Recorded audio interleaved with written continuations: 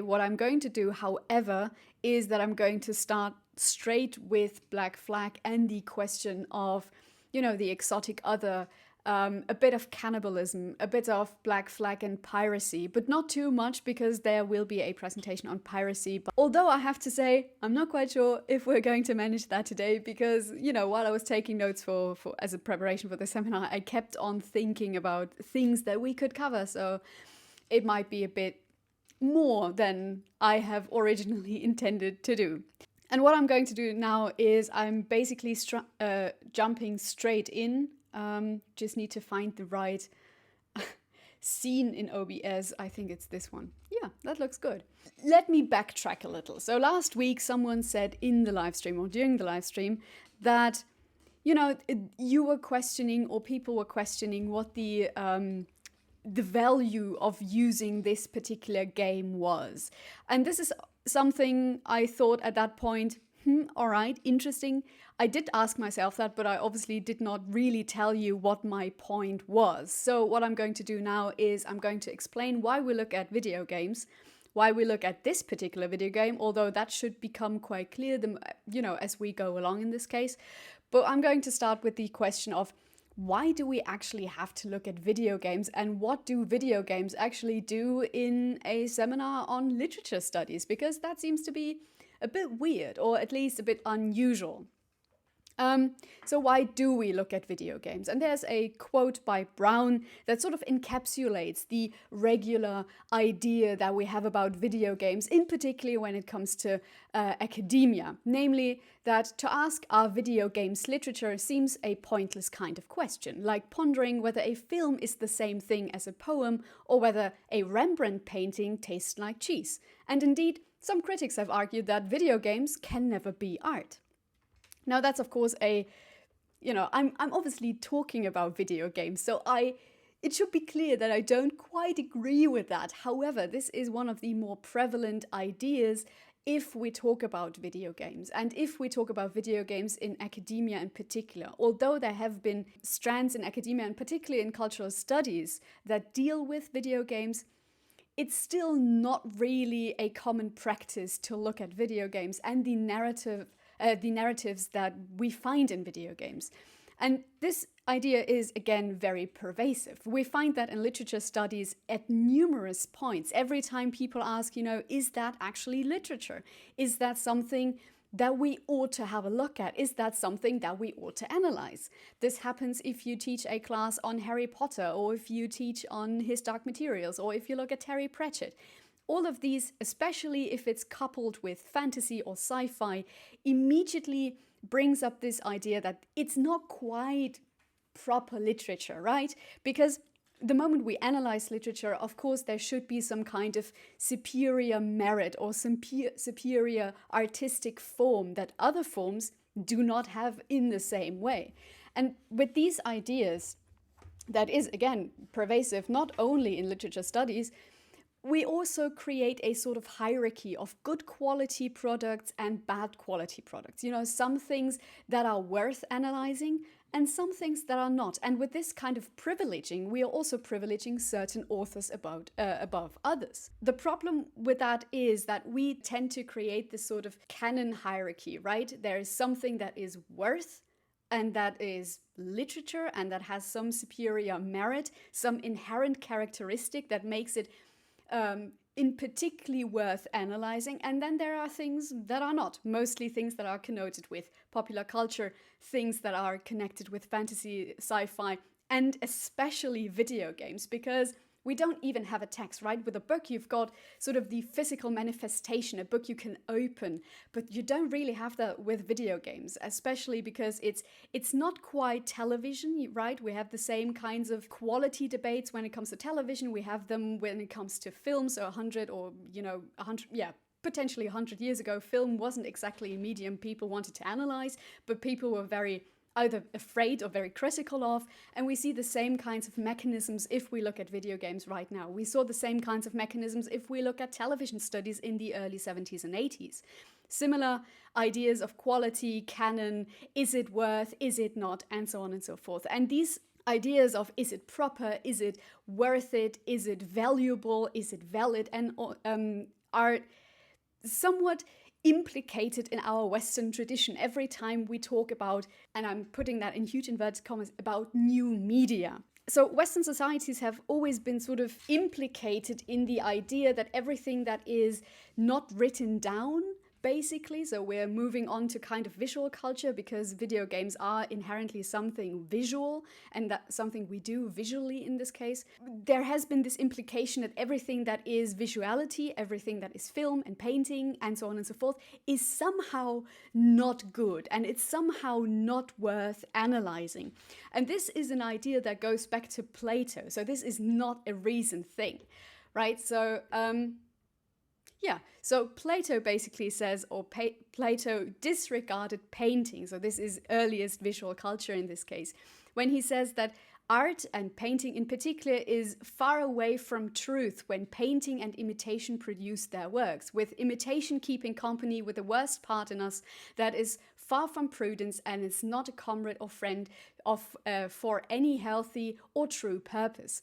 So even, in ancient Greece, we find these ideas that everything we do visually, everything that's painted and reimagined in this case, is somehow not worth looking at. We see that in the 1930s and 40s with the Frankfurt School, for instance, that is very critical of everything that is television and film, especially if it's technically reproduced. They kind of argue that especially if we reproduce art, paintings, there is some sort of essence of art that is being lost. So it's not Plato in this case, but for instance, Walter Benjamin talks extensively about the reproduction and particularly the technical and mechanical reproduction of paintings, when he says, a painting has always some kind of truth, some kind of authenticity, some kind of essence that is being lost if you reproduce it. Which is why he's really critical of the sort of spread of technical imaging, so television, film, and so on. And he says, these things, and this is again where we kind of go back to the question of the popular. It is because they have this popular mass appeal and they are mass produced. They lose some kind of inherent characteristic that real art has, but popular art. So mostly if we have these quality debates, we have a question of popularity. And this is a bit problematic, which is why I've included this super weird and really not unfunny Shakespeare meme about him telling, I'm aware, or I'm sorry that people are so jealous of me, but I can't help that I'm so popular. And that's exactly the problem. Shakespeare at his time was pretty popular. He was mass producing things essentially for his time. The Beatles, which are now, seen as some kind of high culture product, they were pretty popular in the 1960s, 70s, and after that. So there's always the idea of there's popular and high culture, but this is an inherently problematic thing because we cannot really draw a line between that's high culture and that's popular culture, and that's good culture and that's bad culture, because that doesn't really exist.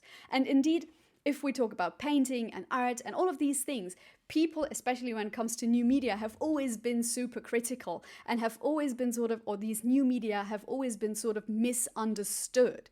Because of course they imitate what has come beforehand, because of course they have a mass appeal, but that doesn't make them inherently bad. Or if you look at, for instance, high culture, right? If you look at the Nibelungenlied, for instance, it's essentially a quest narrative where you save the princess in the end. This is something that Super Mario and The Legend of Zelda have done to a T. It's the same narrative, but one is considered to be high culture and one is considered to be popular culture. It's the same thing if you look at Mass Effect, for instance, the game. It has about 250,000 words of dialogue, but it's still not considered literature, or it's still not considered a proper text to analyze, like War and Peace, for instance, is. But then again, it's more on the structural level of Mario Kart than on the level of, proper literature, even though novelists have written parts of Mass Effect, or even though people have worked on it extensively. It's just, I think, especially when it comes to video games, we're still very much beholden to, this is not art, this is entertainment. And the moment we bring the entertainment factor in, art is certainly never entertainment. It's inherently something entertaining, right? And the moment we bring that in, it becomes problematic because entertainment brings with it popular, and popular brings with it low quality, right? It's accessible to everyone. Good God, make art accessible for everyone. How terrible, how can you, right? Loads of people being able to read and consume your product, that must be bad. So there's this idea that popularization sort of devalues. However, because we have been talking about these sort of negative effects or the negative ideas about these visual texts, about these texts in general, academia largely, especially within the last 20 years, has moved away from that.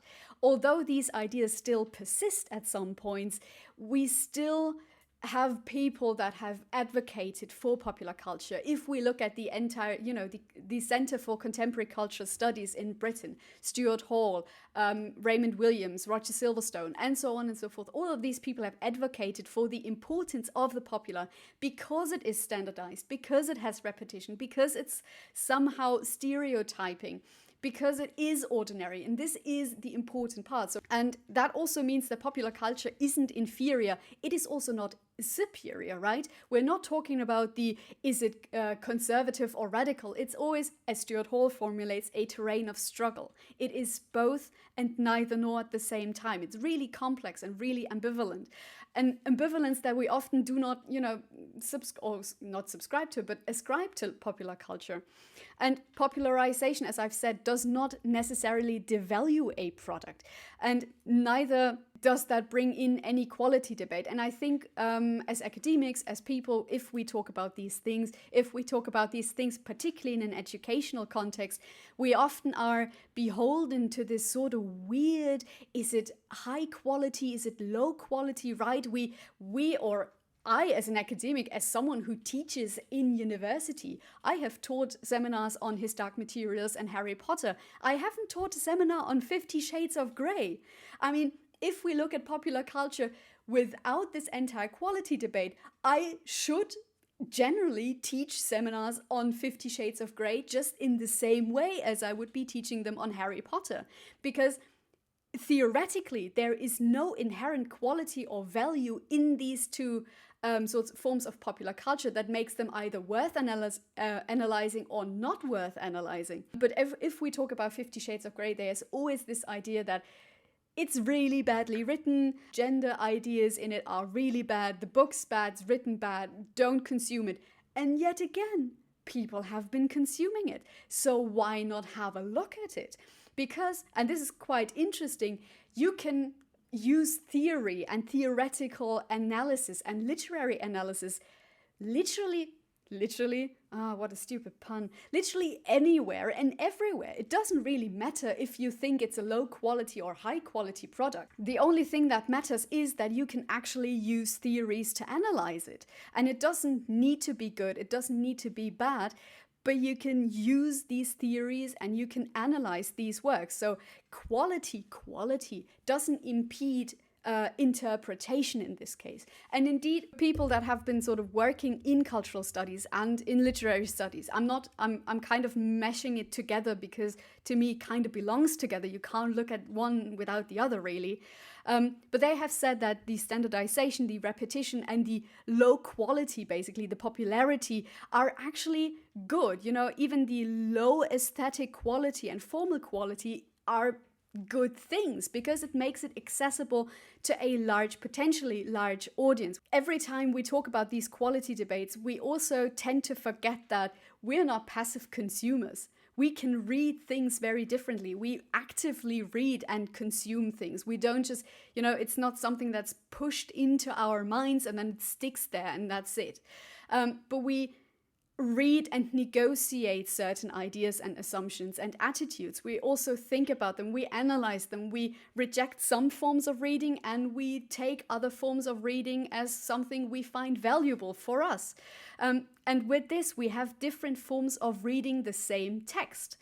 If it's a good text or not a good text doesn't really matter, but we have different forms of reading it, different forms of sort of consuming it. Also mass appeal, especially because I have touched upon Harry Potter in a way. Mass appeal can create solidarity. It can create fan communities, which are quite important both for the franchise itself, but also for the people consuming it, because you form communities, which is quite important, especially sort of in a time where community forming, or where these communities are sort of spread across the globe. And of course, then there is the sort of function of popular culture, which is also quite important. And that's something that can be leveled to basically all forms of popular culture, whether it's film or television or video games. Popular culture has a very strange function because let me backtrack a little.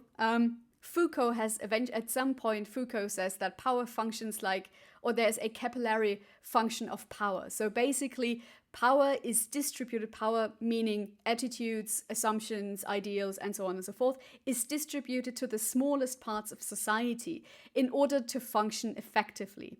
So popular culture products, films, television, and so on and so forth, they do transfer, they do broadcast certain ideas to the smallest parts of society, namely the individual. Whether it's attitudes towards gender or age or ethnicity or history or whatnot. These things are being transported to us, to the smallest part of society. We had that, weirdly enough, with James Bond. I talked about Britannia and how these national symbols are always used again and again and again. That we know these things is exactly the smallest part. So with these values that come with these ideas, the power, or basically these assumptions, are being transported to us. However, and Foucault says it's like blood returning to the heart. We also have a sort of say in it. We also have power as consumers. We can actually determine whether a franchise is ongoing or not. These things, we do have power as consumers. And this is something that these theories that say, popular culture is really bad, they kind of disregard. Because I've stuck with the cultural studies perspective, there's also and that's kind of a blanco statement that cultural study people always bring if they talk about, shopping malls or books or whatnot. They also say everything is a text. Everything can potentially be read as a text because nothing is free from influence from ideology and so on and so forth. Everything is constructed in and through and by a discourse. So everything can be read as a text. And I find that a bit too easy. However, it also gives us a legitimization to look at video games as texts. However, looking at video games is a bit difficult because it's not a text. Unsurprisingly, and most obviously, it's not something you can easily read. Because if we look at Black Flag, it's, I think, 65 hours of gameplay, which are the minimum requirement, basically. So you can play even more if you take on each of the quests and each of the looting and whatnot. So that's not something you can easily read. That's something you have to explore. So there's reading on the one hand and doing on the other.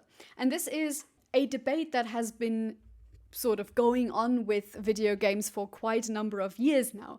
Namely, on the one hand, we have narratology, or a narratologist approach that says basically games can only be understood if we look at the story and if we look at the narrative, the dialogue, and so on and so forth. So basically they say we play games for the story.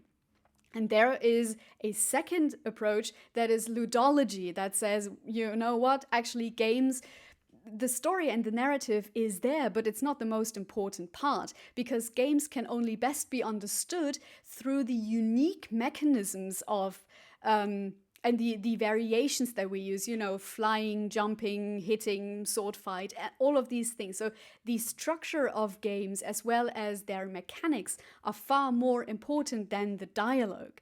And ludology has basically said it's not a text you can read. So all the ways of analyzing texts and literary texts in particular don't really count, which can be a bit problematic because I've given you the example of Mass Effect, basically. That's not just a game that is being, or that you can analyze just because the mechanics matter more than anything else. Because, as I've said, it has about 250,000 words of dialogue. It was written by people that wrote sci-fi novels. You cannot really discount the narrative in this case. So the mechanics of the game and the structure of the game and the design of the game is not, I don't want to say sidelined, or should not be sidelined. It's equally important. Although, of course, we can say that most video games aren't on the same level as, I don't know, The Capital by Karl Marx or something. But generally, even those games that are really narrative focused, like The Witcher and the Assassin's Creed parts and Mass Effect and all of these, or Bioshock or whatnot, while they are not War and Peace, they are also not Super Mario. Generally, they are structurally different, but they also have a different value narratively. So both theories, both the narrative approach, or the purely narrative approach, and the ludology approach kind of fall short. So there is a middle ground that we need to find in order to interpret and analyze video games for their particular importance and for their particular sort of structures, for instance. Weirdly enough, because we were talking about Harry Potter, it's a bit like Harry and Voldemort, right? One cannot live without the other. The narrative doesn't really matter if the game mechanics are shit, and vice versa, weirdly. So what people have introduced, weirdly enough, is the question of story playing, because it is, again, something that we do, but something that we read. So it's both, which you cannot really sort of differentiate. So players are sort of more than readers. They're more active. They're also able to experience characters and their motivations in a completely different way than literature can, for instance, sort of propose.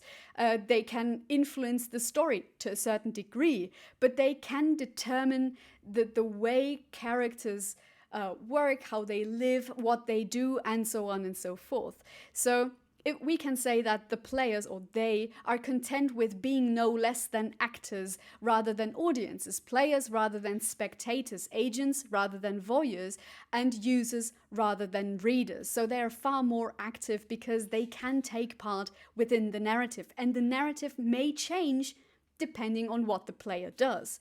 And thus, sort of, games can also give us a way of situated and embodied learning. We learn quite differently through games than we, for instance, learn through literature.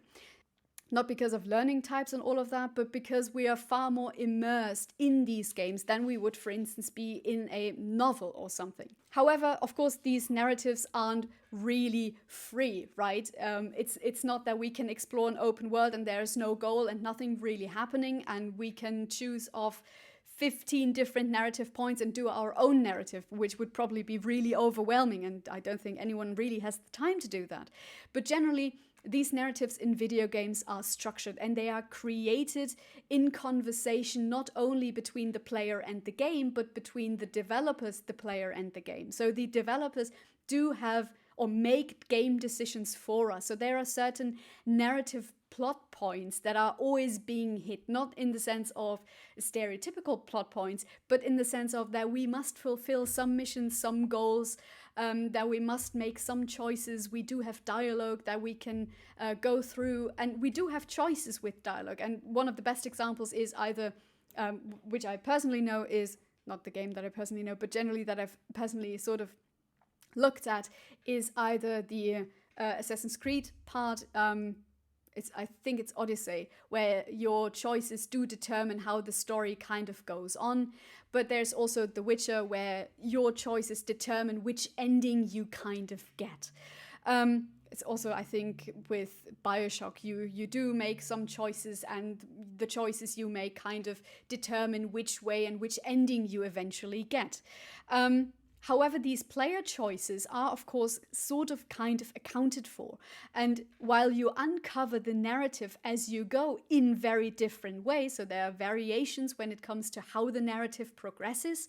However, the endings and the variations you make, they are crafted beforehand for you, basically, by the developers. So although the characters and the journeys may vary, the endings are often pre-scripted and sort of uncovered also as you go along. However, of course, with this character, because I've said you're far more immersed in these works, the character also kind of tends to reflect your own morality or your own personal choices. Some of your personality depends on how you dress them. It depends on how you lead them on through the game.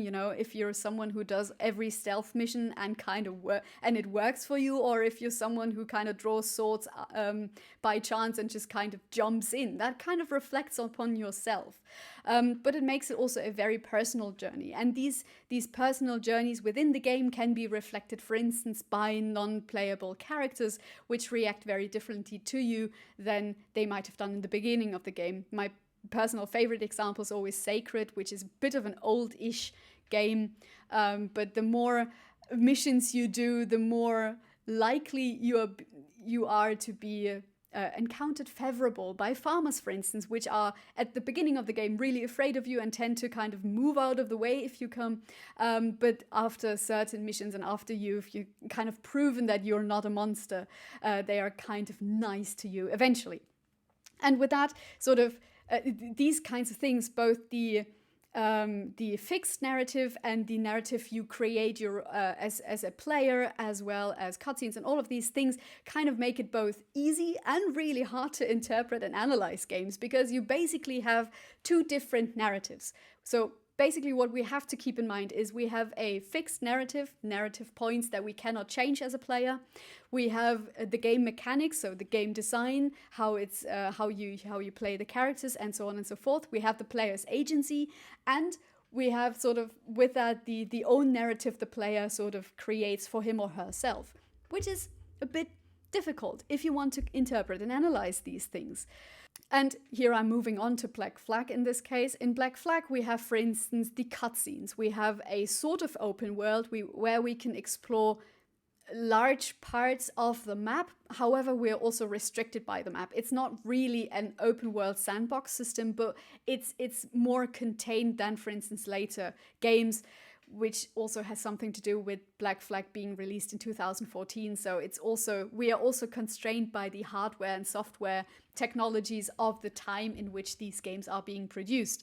But we also have relatively fixed outcomes, we have relatively fixed missions that we have to go through, but we can also look beyond that. So there are scripted paths, but we can move away from them. There's a difference if you do all the Assassin's missions, or if you explore everything on the map. So you have choice what to explore, when to explore it, and so on and so forth, which sort of makes it, again, pretty hard and kind of easy to analyze and interpret these games, which is being made really difficult if you do Let's Plays, because then you kind of have a third narrative that is mainly your continuous commenting on the game you're playing. But going back to sort of Black Flag and narratives. So what we have are two kinds of narratives in a way in a game. Not so much that have to do with fixed narrative points and the player. On the one hand, we have something called a framing narrative. A framing narrative is basically everything that cannot really be changed within the game. Every cutscene you have to kind of sit through. So in Black Flag, and I didn't really get to it, but we did have some cutscenes. You can't really influence them. You can't really change them. You can either sit through them, or I think you can't even skip them. So you have to sit through them. This is something you cannot really change. No matter what you do in the game, no matter how many Spaniards you kind of kill during your missions, that doesn't really influence how people react to you within the cutscenes. But then there is, of course, the so-called Ludo Narrative. And a Ludo Narrative basically is a narrative that is being created by the player through the gameplay itself. So basically it is the way how people or how players fulfill the goals that are being set within this game. So we have two kinds of narrative, one that is fixed, one that is sort of that can be varied. And in Black Flag, these are usually the it's also kind of done through the extra mission. So you've got a mission, and I'm not quite sure in which of these long-ish videos that I did not expect that any one of you would actually watch. One of them is the stealth mission to the prison, when you have to have a look at the pirate robots. Basically, when you do that stealth mission, you have two optional mission goals. One of them is that you, I believe, do it as a stealth mission, so it's nicht in Kämpfe verwickeln lassen, which is always the worst part that these games can say. And the other one is you have to kill 3 soldiers in this manner. And in order to get your 100% of the mission, you can fulfill these optional goals. But again, they're optional. It doesn't really matter. It doesn't influence any of the cutscenes if you fulfill them or not. You just get more points in this case. And of course, the sort of narrative we have there is something that the player can sort of influence themselves or kind of create for themselves. And it allows people to roam. It allows people to fulfill these missions in a very individualistic and unique manner. And these Ludo narratives, the narratives within the game by the player, are also not completely free. Again, you're being constrained by various parts, and they consist of the player's agency, as I've said, but also of lexia and framing control. So lexia are basically narrative elements that the player can arrange in certain variations. Which mission am I going to do first? Am I going to collect all the treasure troves or the treasure chests, or am I going to collect all the shanties and all of these things?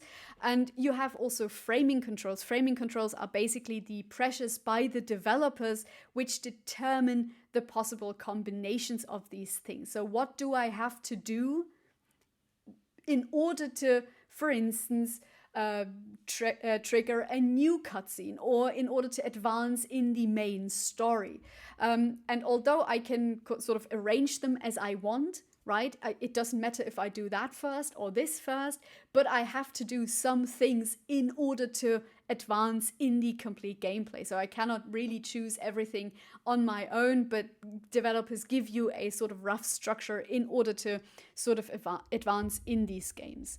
And these elements, all of these elements, allow us as players for, exploration in this case. And it's, of course, if we talk about voyaging and exploration in Great Britain, these sorts of games are, of course, a perfect example for it, because they do allow us for this sort of exploratory play, where the players can sort of wander and where they can sort of go off sort of clearly beaten and structured paths. And players, while they do have to fulfill some of these quests and these missions, they can choose how they do it, when they do it. And with that sort of games accomplish something that literature, even choose your own adventure literature, cannot really do, because they allow for potentially full immersion and full immersion through active participation. It's a very different way of immersing yourself in character motivations if you play them than if you just read them. However, and because we're talking about immersion, there's of course the idea, what is immersion? And immersion is currently viewed as an essential characteristic of video games in a general sense. So every time we talk about video games, we kind of inevitably talk about immersion. And one has to distinguish carefully between immersion in a diegetic and immersion in a non-diegetic sense.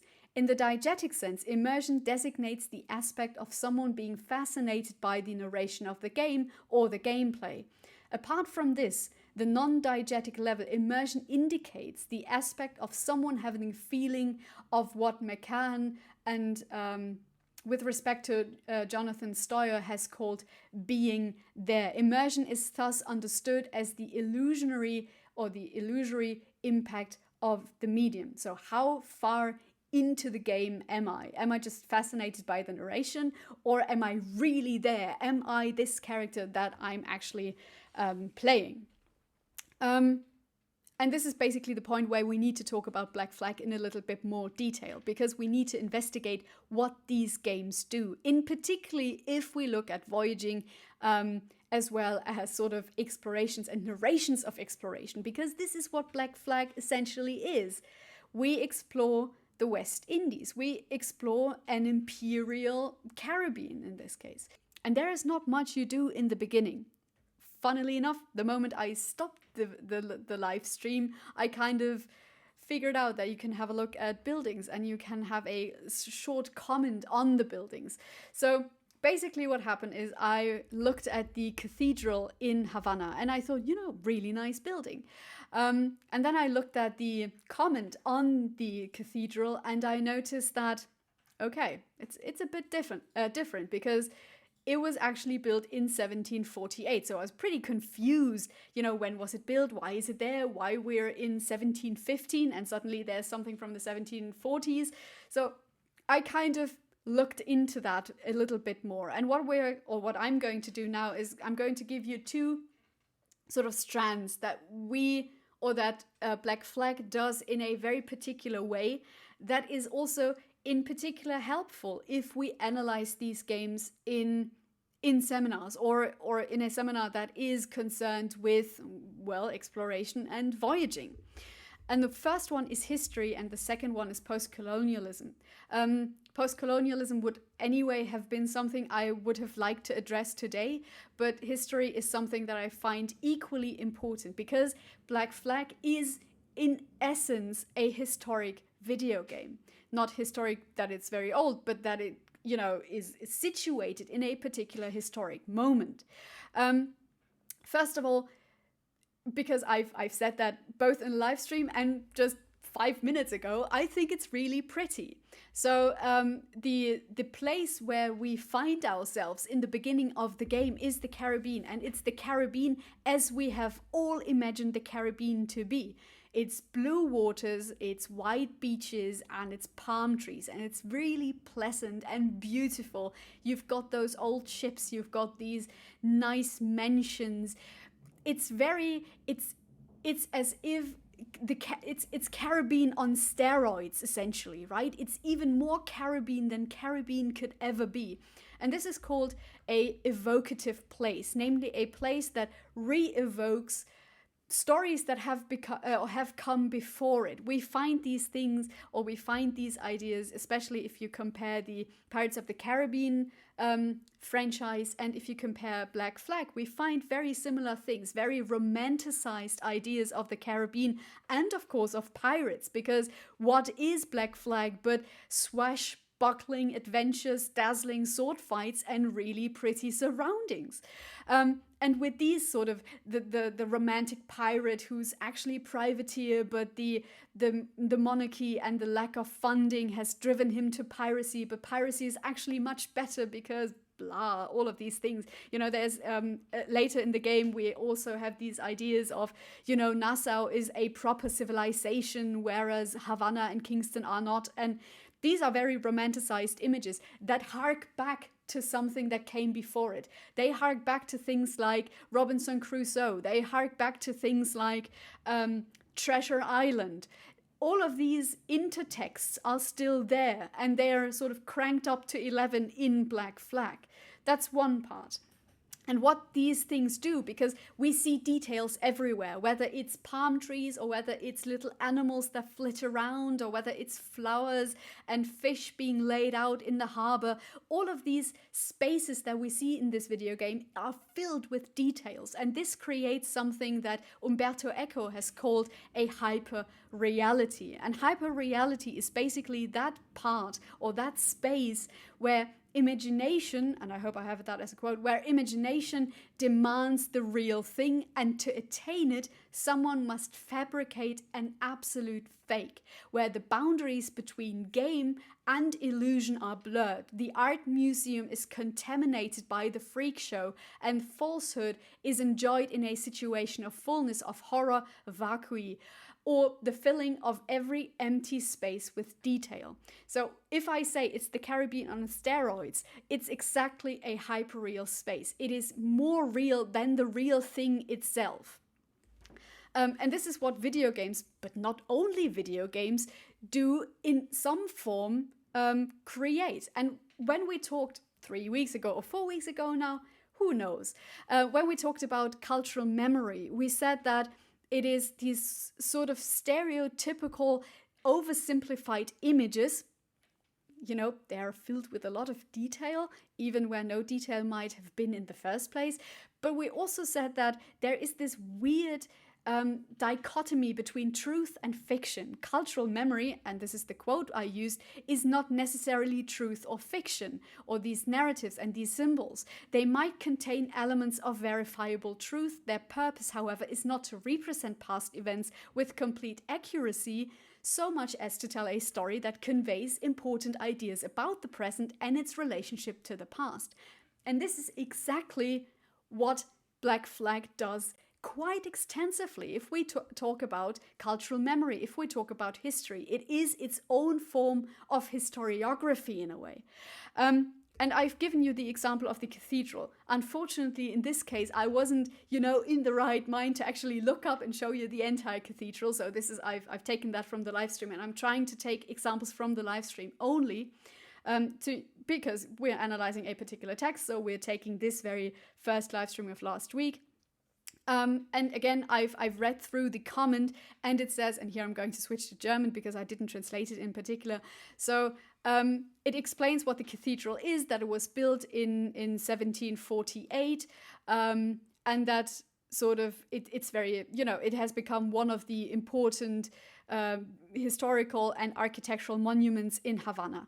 And weirdly enough, in this comment, you find a note of the editor or of one of the people having created Havana in the past. And he says, or she says, so sehr ich dieses Gebäude auch liebe, wahrhaft in Stein gemeißelte Musik, wir können sie einfach nicht benutzen.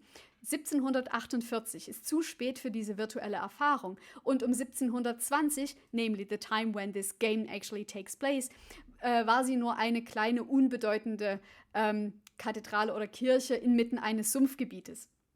Which is quite interesting because the game references these things in particular. It basically says, you know what? Everything you see looks like it could be real, but it isn't. So the video game and the video developers, they become historians that give us a certain interpretation of history, a certain interpretation of truth. And of course, if we look at cultural memory, we could also say it involves things that are being forgotten, right? It involves necessarily systematic forgetting. So only then it has an identity function. However, what I find even more interesting is that even these ideas aren't really recent, right? They didn't just crop up with the moment we talked about literature or films or television series or video games. There's actually I want to call it a famous poem of the 18th century, but I'm pretty sure it's not really famous, and it's only famous in very particular weird circles of academics. And it is a poem, very long, called The Tour of Dr. Syntax. Dr. Syntax in Search of the Picturesque, written by William Comm. And that might seem and sound quite familiar if you read through it. Because William Comm writes, I'll do as other sketches do, put anything into the view and any object recollect, to add a grace and give effect. Thus though from truth I haply err, the scene preserves its character. What man of taste my right will doubt to put things in or leave them out? 'Tis more the right, it is a duty, if we consider landscape beauty. I mean, it's about landscape gardening and landscape beauty in this case, and painting, but it can be instantly and easily referred to with regard to video games. It is more than right, it is a duty if we consider landscape beauty. He never will as an artist shine who copies nature line by line. Whoever from nature takes a view must copy and improve her too. To heighten every work of art, fancy should take an active part. Thus I, which view I think can boast, have made a landscape of a post. And this is, in a way, what this game actually does. It takes history, or nature, and it doesn't copy it. It improves it. It makes it even better. It makes it even more West Indies, even more Caribbean than the Caribbean was at that time. Because I'm pretty sure Havana did not look as beautiful Mediterranean as it does in this game. So it takes everything that was there and it improves it. It adds grace and effect in order to preserve the character of the scene. These games aren't about historical accuracy. I'm not playing Black Flag in order to learn something about the Caribbean in this 18th or 17th century. I'm playing these things because they're pretty, because they're nice, because they're fun, and because they feel and seem to be taken from this particular historic time by things like little comments by the Spanish people in Havana. They talk Spanish to one another. It creates this idea of foreignness, of exotic other places. Again, it's not about truth or fiction. It is about something completely different. It is about the effect and the character of these games and these historical periods that is being encapsulated quite nicely with Black Flag. At least in my opinion in this case, it sort of gives us the idea of a historical period because it includes certain historical persons. It includes certain historical sort of historical points of view. It includes historical events like the war between Spain and Great Britain, as well as the conflicts in the West Indies. All of these things are taken in to create this hyper-real or hyper-reality of the Caribbean in the 18th century. And Black Flag sort of engages, therefore, in its own form of historiography with, as I've said, the game developers becoming the historians of for us in this case. And this is also seen with so-called counterfactuals, things that are being put in not because they were there, but because they kind of fit the character of the scene, which is something that we have already touched upon, namely the shanties. The shanties that we hear when we sort of are on the jackdaw, on any ship, the people that are sort of singing these songs. While I'm pretty sure that pirates and people at sea in the 17th, 18th century did sing to make their daily lives a bit easier and a bit more pleasant, they didn't work and sing hearty songs about Johnny leaving the ship and so on and so forth. That isn't really what's happening. So these shanties that we hear are actually a derivation from the 19th century. Like most things we see in history, is a derivation of the 19th century, because they were very concerned with the past. Generally, but these shanties are 19th century more than they are previous century. So this is a counterfactual, something that encapsulates the character, but isn't just great, or is just grace and effect that is being added to it. By playing these games, we do learn, and we do not only learn historical discourse, because there are some things that are historically true, but we also do historical discourse. We're not reading about it, we are experiencing it in a particular form. Which is why that especially these historic games have a quite an interesting importance, and James Chapman has noted on it, and he writes basically on the link between historiography and historical writing or historical gameplay. He says that these two things are basically similar in a number of ways. Both involve a relationship between reading and doing. Both are configurative. They are partly about the arrangement and manipulation of existing parts, and yet both can also involve creative agency and support, and the production of varying and multiple narratives.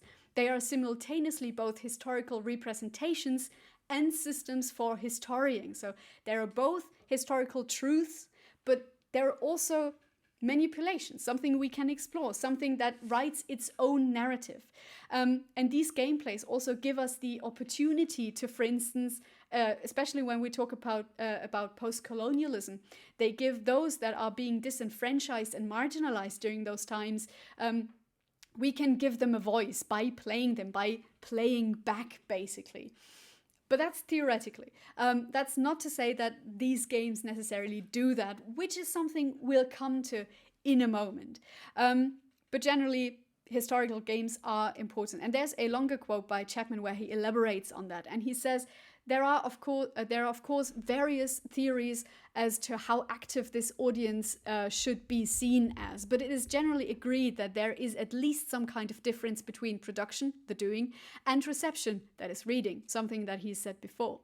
However, in historical games, players have also access to production in the story space, because players also have access to doing, and as already discussed, this doing can affect the narratives that are being created. Digital games open up story space for shared authorship. The historical narrative produced in these games is always produced by the actions of both the developer historian and the player. So the player in this case isn't important and disregarded. It's just not the historian that gives us these historiographies, but we do that ourselves. We uncover parts of history. We write different narratives by, engaging in our own unique Ludo narrative in this case. And the historical narrative, that's something. The former determines the nature and components of the story space, and the latter determines which narratives are eventually told within it. So we can choose if we go along with certain narratives by configuring them with the limitations established by these components. Through play, historical narratives can be simultaneously emergently produced and received by players within a more open digital manifestation of the historian's traditional story space, which therefore becomes his story place, or a space. So it's a very particular link. It's not just the writing, but the doing that is important. So the player and the historical narratives the player creates are important in history games, which is why Black Flag and similar Assassin's Creed particularly, I'm focusing on Assassin's Creed in this case, these are important in these in that respect, because they give us a very different form and a different form of experiencing and exploring history. And by playing these games, we reenact history, but we can also, as Chapman says, actively participate in the social, political, cultural, economic events that are being that are taking place in this very historical time period. So we can join during the golden age of piracy. We can join Nassau's I just want to call it the Brethren Court of Shipwreck Island, but we join something quite similar. We join a brotherhood of pirates in this case. And this particular reality is offered in a way that is both neither truth nor fiction, but in this case, both. And the player is, again, constrained by certain limitations within these narratives. However, and this is where we get to the kind of the crux and the problem that we can find, that we can have with Black Flag, because when it comes to representations, these games aren't exactly unproblematic in this case, because if we talk about representation, and we're going to talk about the ethnic representation in a moment, these games are still somewhat beholden to weird imperialist ethnographic ideologies and undertones. In the sense of that these games have a clear Western bias. They are not in favor of the slaves that are being portrayed. They're in favor of the hegemonic cultural system that is, in this case, Western ideology. And in this case, video games, Black Flag, Assassin's Creed, whatever you take, video games generally are very similar to other media in the sense that they are afflicted by the same representational problems in terms of gender, age, and race or ethnicity in this case. And Black Flag, in particularly through language and ethnic representation, creates these problems and legitimizes the cultural hegemony of the West in this case. Because even if we deviate from, and we're talking about language here, even if we deviate from the language that is being used, mostly English, even though Edward Kenway is Welsh, he doesn't particularly sound Welsh. I think the only real, or I'm calling it the only real accents that we hear is Irish and Scottish. There's one Scottish person who helps Edward along on his journey. And then there are the Irish, which are aggressive and drunk. Brilliant. So that's the only sort of significance that we see that creates othering just through language and just through, having them behave in a certain way. But other than that, we have a pretty much I don't want to call it a RP English, but we have a pretty inflection-free English that is being spoken in this game. And the problem is that every time we deviate from these language patterns, every time the representation of these people through their own language, through their own cultural and sort of symbolic codes, if you will, every time it deviates from it, it has a certain purpose, namely that either it is ideology or a certain ideology that's being represented on the one hand, and it is also used as a plot device. So there are certain strategies to empathize with characters, but also to create atmospheres of otherness, of exoticness, of foreignness, and so on and so forth. And these atmospheres, this is something I could have shown you, but I didn't. And these atmospheres, or these specific atmospheres, can have positive connotations, and they can also have notions of exoticism. Conversely, foreignness can also be associated with alienation, estrangement, and hostility, especially if we look at the representation of the Spanish in Black Flag, which is something I'm probably not going to get into today. But if we look at that, these linguistic codes that are being used are mostly done in order to vilify and in order to create the Spanish as the villains in this case, and as very different. And in that way, these games, and Black Flag in particular, creates an exotic other, or many exotic others, and they engage with what Edward Said has called Orientalism, which is a practice that creates a complex Orient suitable for study in the academy, for display in the museum, for reconstruction in the colonial office, for theoretical illustration and in anthropological, biological, linguistic, racial, and historical theses about mankind and the universe. So, and Orientalism, because you might think, but we're talking about the West Indies, what has that got to do with Orientalism? This is something that is, I don't want to call it quite popular in post-colonial studies, because that sounds like a fad or a trend or something, but it is something that describes structures and mechanisms of how others are being portrayed. So Orientalism basically says it's a viewpoint by the West on the East, or, on the other West, the West Indies. Anyways, it's a particular view of the West to others, onto others, and these views and these framings and these descriptions aren't truth, but they are made in order to be transmitted, in order to be stored, in order, they're simplified, they're homogenized. And this is something we've talked about when we talked about identity and national identity in particular. We did say something about the other that is being homogenized, that is being sort of dehumanized at some point. And these problems we find with Orientalism in particular. And the exotic other in this case is a common practice that not only video games do. It is something that films and television series and literature does. It is simply something that we need, or the West needs, in order to define itself as something else.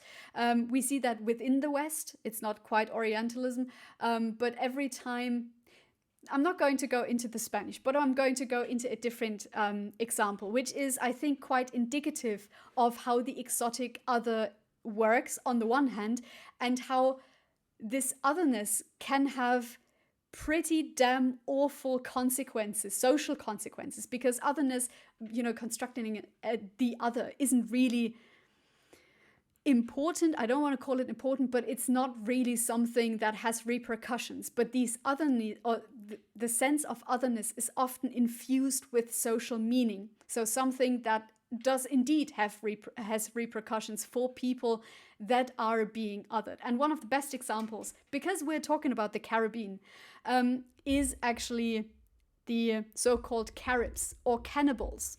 Now we're off on a really strange tangent. So, but bear with me. It'll make sense in a moment. So when Christopher Columbus first landed in the West Indies, he called the people he saw there Indios, hence West Indies, because he thought he had discovered India, which, surprise, surprise, he didn't. So when he came back, basically, he noticed that there were kind of two kinds of people, and Columbus oversimplified the entire tribal structure in the West Indies in a way that is mind-boggling nowadays. But basically what he said was there were two kinds of people. On the one hand were the Arawaks, which actually spoke Taino, a language that is also spoken in Black Flag, weirdly enough. So the Assassin's Order speaks Taino. It is an indigenous language that is being spoken in the West Indies, or that was spoken in the West Indies. And opposing to the Arawaks were the Caribs, which was a more aggressive tribe in a way. So Columbus saw two tribes, very broadly speaking, and he said one of these two groups was, and I quote, "they were fit to be ruled and set for work." So they were actually useful to Columbus. And the Caribs weren't so much. They were pretty good cooks. They had a very particular small barbecue grill, basically, that they used. So they were quite useful, but they weren't really useful because they were aggressive, more aggressive than the Arawaks, which were pretty pleasant and actually accommodating towards Columbus. And there is a very strange, every time you sort of have tales being told and people assuming things, the Arawaks, and this is basically what Bill Schutt writes about in his book Eat Me, The Unnatural History of Cannibalism, and he says that the Arawaks basically told tales that the Caribs were eating their captives. There wasn't any proof, there wasn't any evidence for it, but Columbus, because he assumed they were other anyways, he sort of believed that, and he transported these tales back to Spain and back to Europe, basically.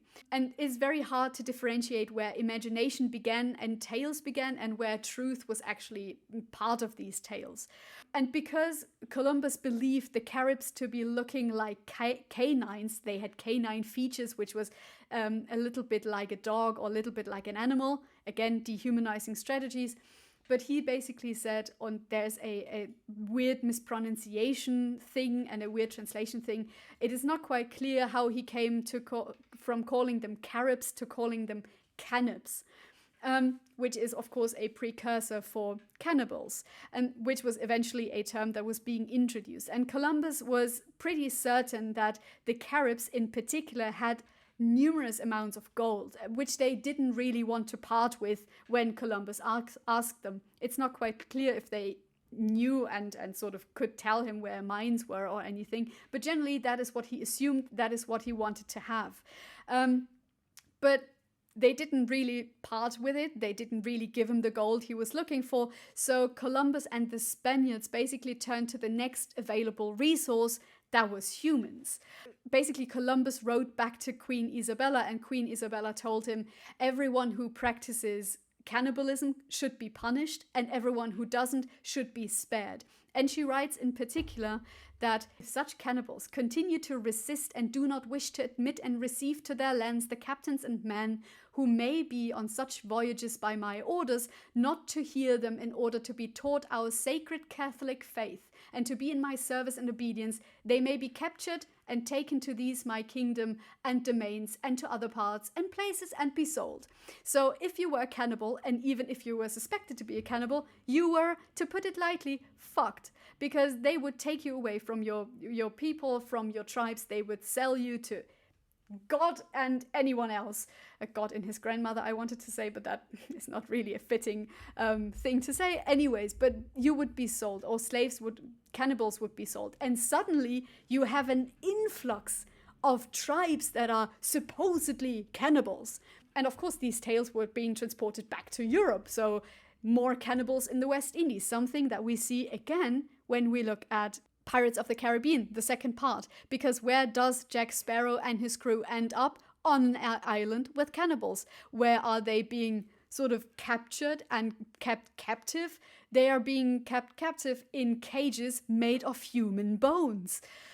What is going to happen with Will Turner? They are going to cook him over a fire. I mean, this... sorry, it's a very stereotypical framing of people, indigenous people in particular in the West Indies. And this is exactly what was being transported to Europe.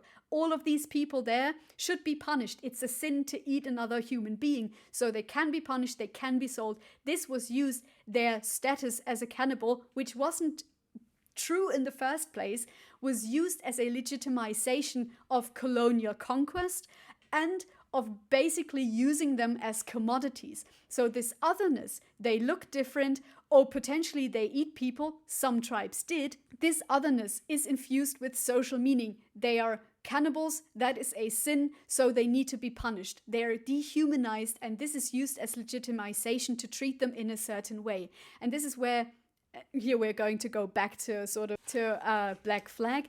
This is where otherness becomes a problem, because every time we use otherness in this form and sort and capacity, it has social meaning and it has social repercussions for people. And this is it's an undercurrent or it's an ideology that we find in Black Flag. So generally, if we look at Black Flag and if we look at Havana and Kingston and Nassau, it seems to be a pretty multicultural thing, right? It's like a melting pot of different cultures where everyone lives side by side and is pretty equal. We see British people, we see Spanish people, French, Taino, other indigenous tribes, we see Hispanic people, and so on and so forth. It seems to be pretty multicultural. However, we can definitely investigate the ideological and cultural impact of the Western colonial enterprise within the aftermath of it, as well as its continuing existence, because that game, again, was produced in 2014. So these things haven't really stopped by that point. We still see these underpinnings, so to speak.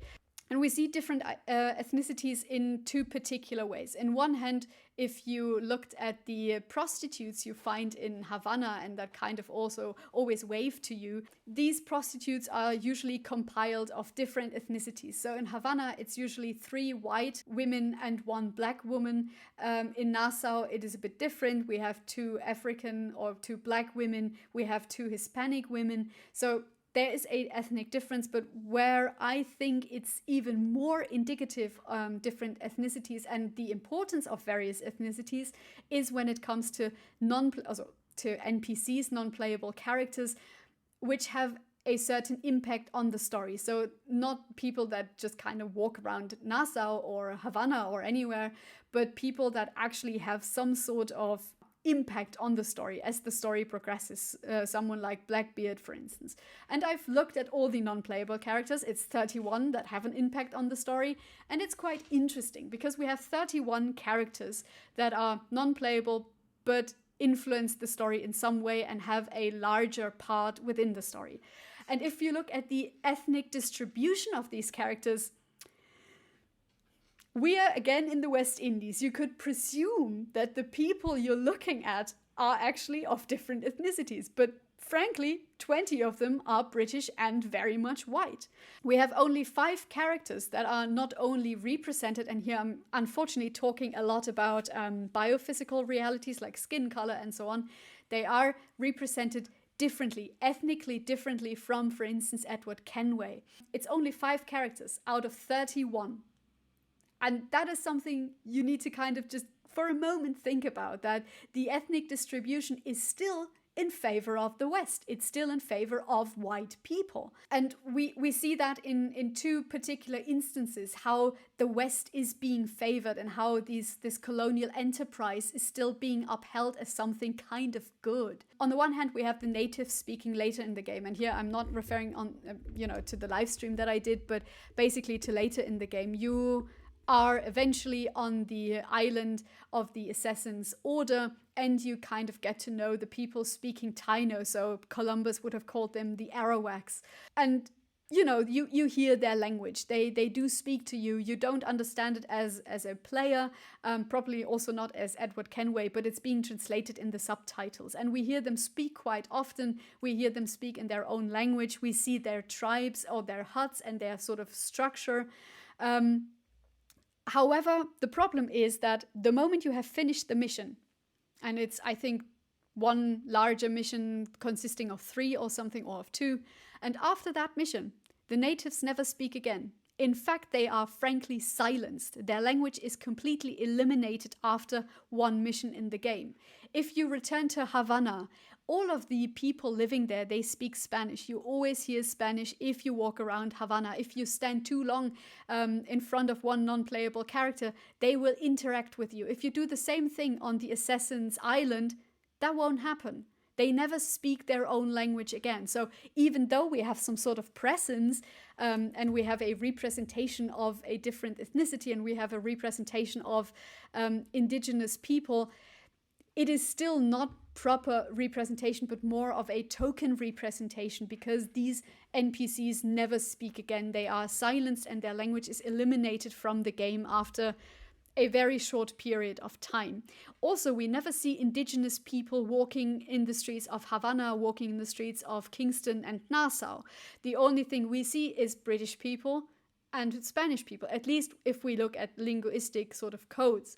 They never really speak any other language but that. Even though their skin color might be different, we rarely see or hear any other language being spoken.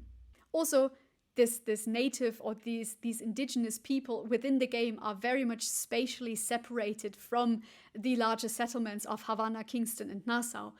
They are also relegated to small islands, to very particular spaces that have nothing to do with the larger gameplay in this case. So there's also a marginalization and separation of the natives and the player, and of course the rest of the West Indies, or the rest of the cultures within the West Indies. So these natives and these indigenous people are only used as some kind of plot device. They're only used in order to enhance Edward Kenway's story, but they're not really used in order to serve a larger function. You never see them again, you never even hear them again.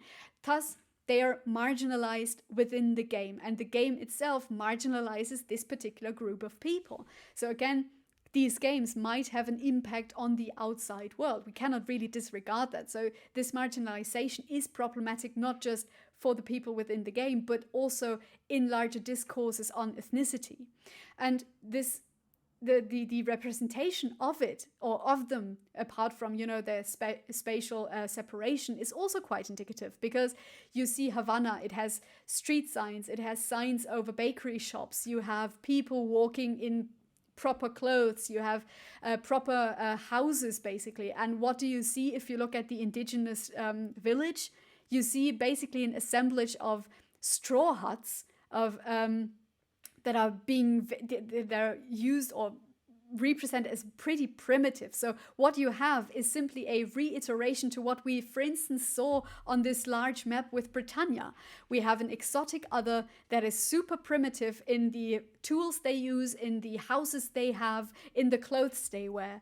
So it is again a sort of legitimization of the civilized nature of the West and the primitive nature of the East, or the primitive nature of the indigenous people. And in this way, the game also perpetuates a ethnic hierarchy, in the sense that indigenous populations and the others are somehow less worth by being underrepresented than, for instance, the British or the Spanish, because, or in this case, white people in inverted commas, because they are far more represented than the indigenous people over there, or basically in the West Indies.